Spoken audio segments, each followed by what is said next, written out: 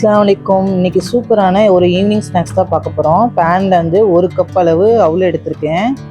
இந்த அவுலை வந்து நல்லா இப்போ வந்து மீடியமான ஃப்ளேமில் வச்சு நல்லா வந்து வறுத்து எடுத்துக்கலாம். நான் வந்து சிவப்பு அவுல் தான் எடுத்திருக்கேன். இது வந்து ரொம்ப உடம்புக்கு ரொம்ப நல்லது. குழந்தைங்க ஈவினிங் ஸ்நாக்ஸ் கேட்கும்போது நம்ம இது வந்து பாலில் ஊற வச்சு கொடுத்தா சாப்பிடாதுங்க. இந்த மாதிரி நம்ம ஸ்நாக்ஸாக செஞ்சு கொடுத்தோம் அப்படின்னா விரும்பி சாப்பிடுங்க. இது நல்லா மீடியமான ஃப்ளேம்லேயே வச்சு நல்லா மொறுமொறுன்னு கிறிஸ்பியாக வர மாதிரி நல்லா வறுத்து எடுத்துக்கலாம். அப்போ தான் வந்து நமக்கு வந்து மிக்சியில் அரைக்கும் போது நல்லா பவுடராக வரும்.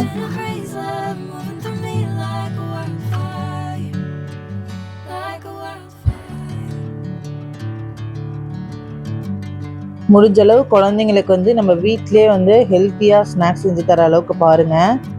கடையில் வந்து பாக்கெட் ஐட்டமோ இல்லை வந்து எந்த ஆயிலில் செய்கிறாங்கன்னு நமக்கு தெரியாது. சுத்தமாக ஹைஜீனிக்காக இருக்குமான்னு தெரியாது. அதனால நம்ம எப்போவுமே வந்து குழந்தைங்களுக்கு வந்து வீட்டில் செஞ்சு கொடுக்குற ஸ்நாக்ஸை வந்து சாப்பிட்டு பழகிற அளவுக்கு அவங்களுக்கு வந்து நீங்கள் அந்த பழக்கப்படுத்தணும். நம்ம தான் அவங்களுக்கு. இப்போ பாருங்கள், உடஞ்சிருக்கா என்னான்ட்டு எடுத்து பார்க்கலாம். இன்னும் கொஞ்சம் நல்லா கிறிஸ்பி ஆகணும். இந்த மாதிரி இன்னும் கொஞ்சம் நேரம் நல்லா வந்து நல்லா வதக்கி எடுத்துக்கிறேன். இப்போ வேறொரு பிளேட்டுக்கு வந்து நான் மாற்றிக்கிறேன் அவுலை. இப்போ அதே பேனில் வந்து நம்ம அதே கப் அளவில் 1 கப் அளவு வேர்க்கடலை ஏற்கனவே நான் வறுத்து தோல் உரிச்சது தான், இருந்தாலும் லேசாக ஒரு வறுத்துக்கலாம். லேசாக சூடாகிற அளவுக்கு கொஞ்சம் வறுத்து எடுத்துக்கலாம். ஏன்னா கொஞ்சம் வந்து வதகதன்னு இருக்கும். அதனால் கிறிஸ்பியாக மிக்சியில் போட்டு அரைக்கிறதுக்கு நல்லா ஒரு பொடியாக வரத்துக்கு வந்து நம்ம கொஞ்சம் ஒரு தடவை நல்லா லேசாக வறுத்து எடுத்துக்கிறேன். அதையும் அந்த பிளேட்லேயே சேர்த்துக்கிறேன். இப்போ இது ரெண்டும் நல்லா ஆறட்டும்.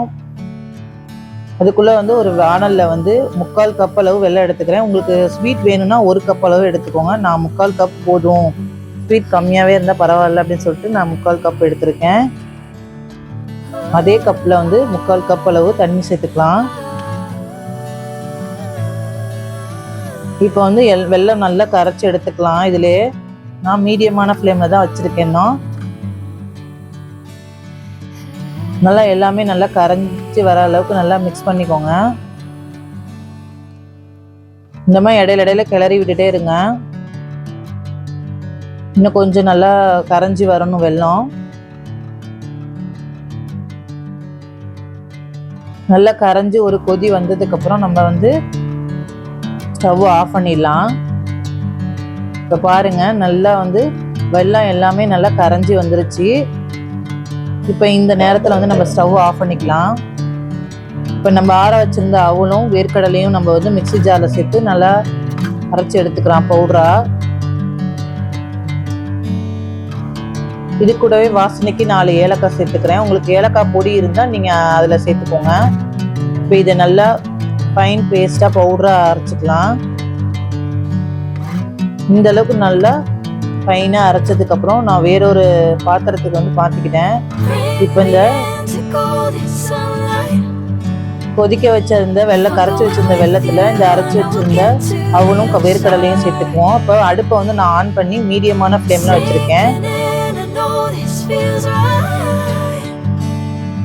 இப்போ நம்ம பொடி பண்ணி வச்சிருந்த இந்த அவளை வந்து இதில் சேர்த்து நல்லா கிளறி விடுங்க. எல்லா இடத்துலையும் நல்லா படுற அளவுக்கு நல்லா கிளறி விடுங்க.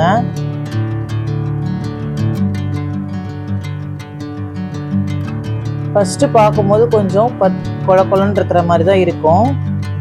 நம்ம நல்லா கிளறி விட்டுட்டே இருந்தோம் அப்படின்னா கொஞ்சம் கொஞ்சமாக இறுக ஆரம்பிக்கும். எல்லா இடத்துலையும் நல்லா படுற அளவுக்கு கிளறினதுக்கப்புறம் பேனில் கொஞ்சமாக நெய் விட்டு இதில் நமக்கு தேவையான நட்ஸு நீங்கள் எது வேணாலும் போட்டு நீங்கள் வறுத்து இதில் போட்டுக்கலாம். நான் வந்து முந்திரி பருப்பு தான் எடுத்திருக்கேன். இந்த முந்திரி பருப்பு போட்டு நல்லா வந்து கலர் சேஞ்ச் ஆகிற அளவுக்கு பொன்னிறமாக வறுத்து எடுத்துக்கலாம்.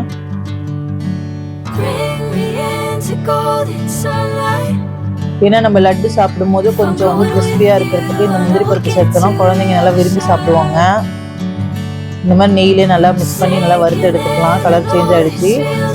இப்போ அதையும் நம்ம வந்து கலந்து வச்சுருக்க அந்த வெள்ளத்தில் இதை சேர்த்துக்கலாம். இப்போ நமக்கு நெய் பத்தல அப்படின்னா இதுலேயும் இன்னும் கொஞ்சம் நெய் சேர்த்து நம்ம நல்லா வந்து பிறண்டு வர அளவுக்கு நல்லா மிக்ஸ் பண்ணி விடுங்க. இந்த முந்திரி பருப்பு நல்லா அந்த கலவையோட நல்லா மிக்ஸ் ஆகி கலந்து வரணும். நல்லா எல்லாமே சுருண்டு வருது இல்லைங்களா? இந்த அளவுக்கு நல்லா சுருண்டி எடுத்துக்கணும். இல்லை கூட கொஞ்சம் உங்களுக்கு நெய் வேணும்னாலும் குழந்தைங்களுக்கு நல்லதுன்ட்டு நீங்கள் கொஞ்சம் சேர்த்துக்கோங்க. இந்த அளவுக்கு நல்லா எல்லாத்தையும் நல்லா நான் மிக்ஸ் பண்ணி விட்டுருக்கேன்.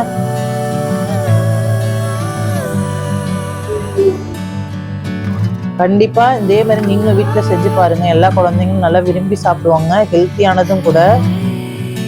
நல்ல சூடு பொறுக்க வந்ததுக்கு அப்புறம் நம்ம சின்ன சின்ன உருண்டையா எடுத்து நம்ம உருண்டை பிடிச்சி வச்சுக்கலாம். இது வந்து 2லேருந்து 3 நாள் வந்து நீங்க வச்சு சாப்பிடலாம். இதே மாதிரியே நான் எல்லா உருண்டையும் வந்து பிடிச்சி வச்சுக்கிறேன். அதுக்குள்ள இடையில எங்க வீட்டு ஒரு ஆள் வந்து பாருங்க உருண்டையா எடுத்துட்டு போறதுக்கு ரெடியா இருக்கிறான். இவங்க மினி உருண்டை வேணும்னு சொன்னாருன்ட்டு சின்ன உருண்டையா ஒன்று பிடிச்சி கொடுத்தேன்.